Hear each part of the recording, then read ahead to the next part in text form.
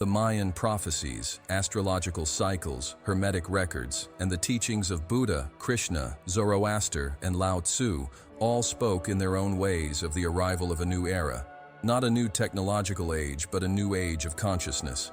And this era has already begun.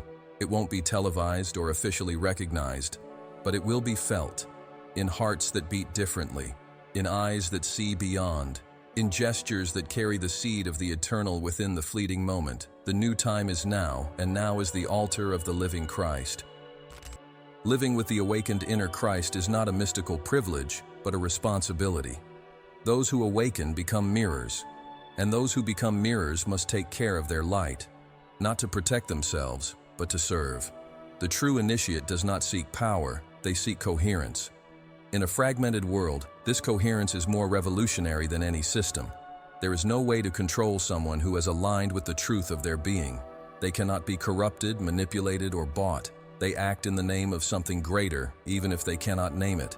They serve the invisible, for they have understood that this is where everything begins and ends.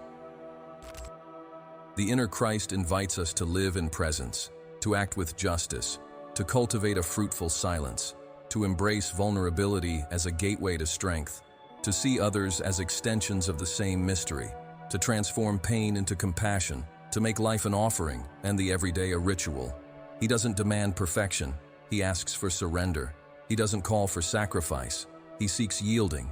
And this yielding is the key to true freedom. Because only those who have surrendered to love are truly free. And love, not as an emotion, but as a cosmic force, as the foundation of all that is real. The vibrant order that emerges from the human heart is the fulfillment of a long-forgotten promise. It represents the true second coming, not of a single individual, but of a state of being.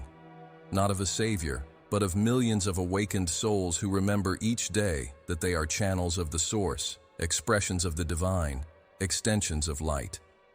This order is not theoretical, it is experiential. It thrives where there is reconnection, where truth is embodied, and where actions are taken without ego.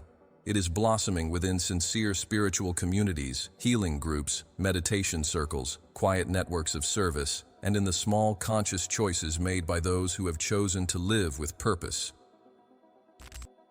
In the end, the mystery of twin societies resolves into a sublime paradox. They have always pointed to something that cannot be taught, only awakened. They have always carried symbols that hold no intrinsic value, but rather gain significance through what they activate. They have always kept secrets that only make sense when experienced. And now, with the collapse of old structures, the crumbling of corrupted religions, and the falling away of facades, these invisible orders shine anew, not as institutions, but as mirrors of the human soul when it finally chooses to return to its true home, the heart. Because the highest order has no name, no headquarters, and no leader. It pulses in the moment someone chooses light over shadow, in the simple act of a stranger helping another, in the profound silence of solitary meditation, in the words that bring comfort, in the difficult decisions made with integrity. This is the new order, made up of ordinary people, with awakened souls, living in extraordinary ways.